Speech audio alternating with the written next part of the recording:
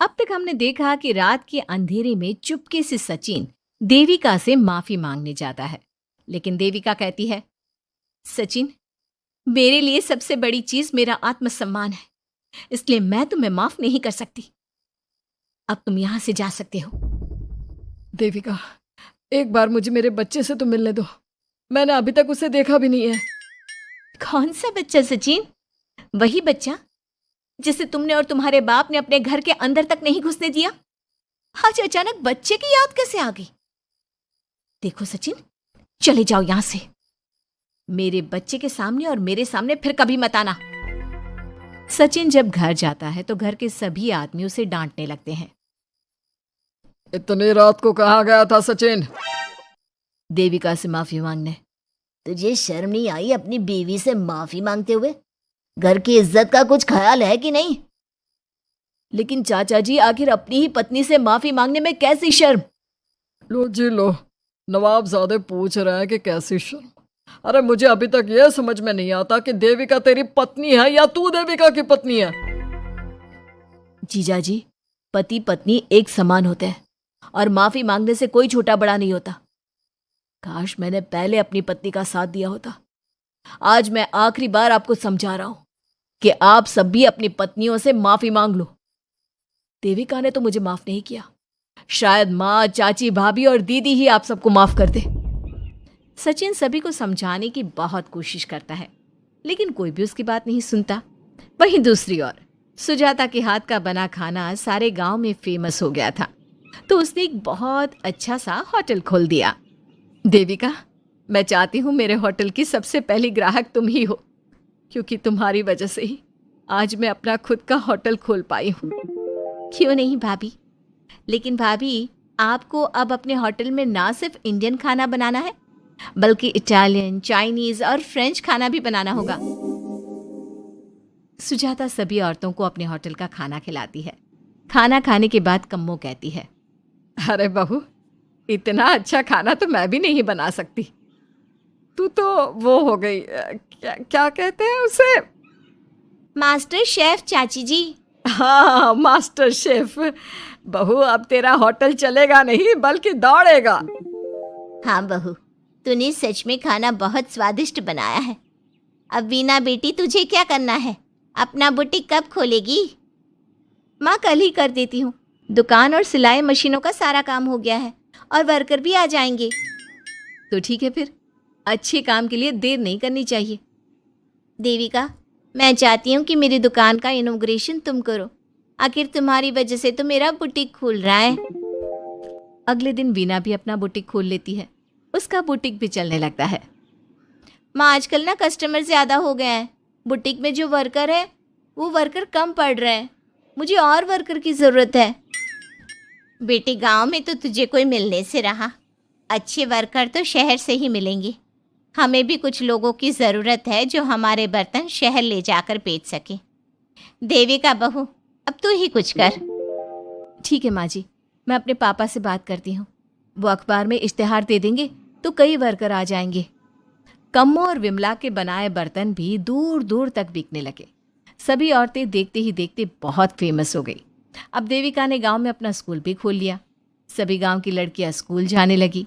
एक दिन देविका ने सभी से कहा, माँ जी, मैंने स्कूल तो खोल लिया है और गांव की लगभग सारी लड़कियां भी आ रही हैं, लेकिन कल से आप सब भी आएंगी, गांव की सभी औरतों के साथ। देविका बहू, कैसी बात कर रही है तू? इस उम्र में हम स्कूल जाते हुए अच्छे लगेंगे क्या? माँ जी, पढ़ने की कोई उम्र नहीं होती और आप सबको मैंने कितना कुछ तो सिखा दिया है। अगर आप सब स्कूल पढ़ने आएंगी तो इससे गांव की सभी औरतों को हिम्मत मिलेगी। लेकिन बहू, अब हमें पढ़ने की क्या जरूरत? अब तो हम बूढ़े हो गए हैं। चाची जी, जरूरत है पढ़ने की, और पढ़ने की कोई उम्र नहीं होती। अब देविका लड़कियों को पढ़ाने के साथ साथ गांव की औरतों की शिक्षा पर भी ध्यान देने लगी। कुछ दिन में घर की सभी औरतों के बारे में राज्य के बड़े बड़े मंत्रियों को पता चला और वो सीधा उनके गांव उनसे मिलने पहुंचे। देविका जी, आपकी वजह से पूरे गांव का नाम रोशन हो गया है। जगह जगह आपके घर की सभी औरतों की तारीफ हो रही है। हाँ देविका जी, आप सभी के बारे में सुनकर हम अपने आप को रोक नहीं पाए और आपसे मिलने आ गए। देविका जी, हम आपको और आपके घर की सभी औरतों को सम्मानित करना चाहते हैं और आपके स्कूल के लिए डोनेशन भी देना चाहते हैं। इस तरह मंत्री और गांव के सभी लोग देविका के साथ साथ उसके घर की सभी औरतों को प्रतीक चिन्ह देकर, फूलों की माला पहनाकर और शॉल देकर सम्मानित करते हैं। इसके अलावा देविका के स्कूल के लिए भी बहुत पैसा देते हैं।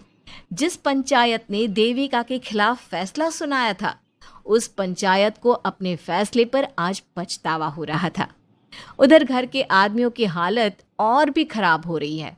बापू, चाचा जी, अब सचिन ने आपको समझाया था कि सबसे माफ़ी मांग लेते हैं, तब आपने हमारी बात नहीं सुनी। अब देखिए, सभी का राज्य में कितना नाम हो रहा है। खुद मंत्री जी उनको सम्मानित करने आए हैं। बापू, मोहन और सचिन ठीक कह रहे हैं। हमारी हालत तो दिन पे दिन खराब होती जा रही है। ना तो हम घर का कोई काम कर पा रहे हैं और ना ही बाहर का। तुम लोग ज़रूरी बात सबसे आखिर में बताते हो। ये बात तुम लोग पहले भी तो बता सकते थे। भैया, हमें सबसे माफ़ी मांगनी चाहिए और सबको यहाँ बुला कर लाना चाहिए। ठीक है, तुम सब यही चाहते हो तो चलो, आज ही घर की सभी औरतों को घर ले आते हैं। घर के सभी आदमी चल देते हैं सभी औरतों से माफ़ी मांगने के लिए। जैसे ही वो औरतों के पास पहुंचते हैं, सभी हैरान हो जाती हैं। कम्मो, ये सब यहाँ क्यों आए हैं? पता नहीं, लगता है आज फिर झगड़ा करने आए हैं हमसे। अगर आज कल्याण ने मुझे कुछ बोला तो इसे छोड़ूंगी नहीं मैं। मैं भी नहीं छोड़ूंगी मोहन जी को। ना इनका भरता बनाया तो मेरा नाम भी सुजाता नहीं। शांत रहो आप सब, देखने तो दो क्या कहते हैं। सभी आदमी अपनी अपनी पत्नियों से माफ़ी मांगते हुए कहते हैं, कम्मो, मुझे माफ़ कर दो, मैं तुम्हें घर ले जाने आया हूँ। तुम्हारे बिना घर बहुत सुना लगता है विमला, घर चलो। सुजाता, मैंने जो भी तुम्हारे साथ किया उसके लिए मैं बहुत शर्मिंदा हूँ। मुझे तुम्हारी और तुम्हारे हाथ के बने खाने की बहुत याद आती है। तुम मेरे साथ घर चलोगी ना? वीना, वो घर मेरा नहीं तुम्हारा है और मैं नहीं चाहता कि तुम मेरी वजह से अपना घर छोड़ दो। इसलिए अपने घर चलो और हम सबको माफ़ कर दो। अपने पतियों की इस तरह माफ़ी मांगने से सभी औरतें अपने पतियों को माफ़ करके उनके साथ जाने को तैयार हो जाती हैं। लेकिन देविका घर आने से मना कर देती है। सभी औरतें उसे समझाती है, देविका बहू, अब घर जाने में क्या दिक्कत है? मांग तो ली सबने माफ़ी। देख तो सचिन भी कितना शर्मिंदा है।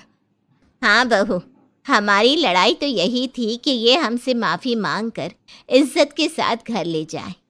अब घर चलने से तेरी शादी बच सकती है। चाची जी, मैं पहले भी बता चुकी हूँ, अब दोबारा से फिर कह रही हूँ, मेरे लिए शादी से बड़ा है आत्मसम्मान। आप लोगों की शादी आपकी मर्जी से नहीं हुई है, लेकिन मेरी शादी मेरी मर्जी से हुई है।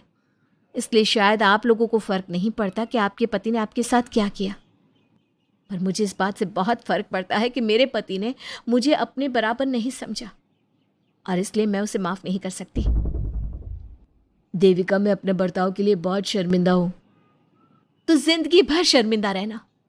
और हाँ, आप सब इनके साथ जाना चाहती हैं तो जाइए, लेकिन मेरी एक बात हमेशा याद रखिएगा, शादी सिर्फ एक रस्म होती है। इस रस्म में पति और पत्नी बराबर के हिस्सेदार होते हैं, ना कोई छोटा होता है और ना कोई बड़ा। इसलिए यदि आपका पति आपको सम्मान दे तो बदले में उसे सम्मान दो, नहीं तो वो जैसा करे आप भी वैसा ही करो। देविका सचिन के साथ नहीं जाती है और अपने बेटे के साथ वहीं रहने का फैसला करती है। अब वो न सिर्फ अपने गांव बल्कि हर जगह जाकर महिला शिक्षा और उनके अधिकारों का प्रचार करती है। हमारे प्यारे दर्शकों, हमें कमेंट करके ज़रूर बताएं कि देविका का ये फैसला आपको कैसा लगा और हमारी कहानी सास का घूंघट आपको कैसी लगी। इसी तरह की मज़ेदार कहानी सुनने के लिए हमारे चैनल को सब्सक्राइब ज़रूर करें।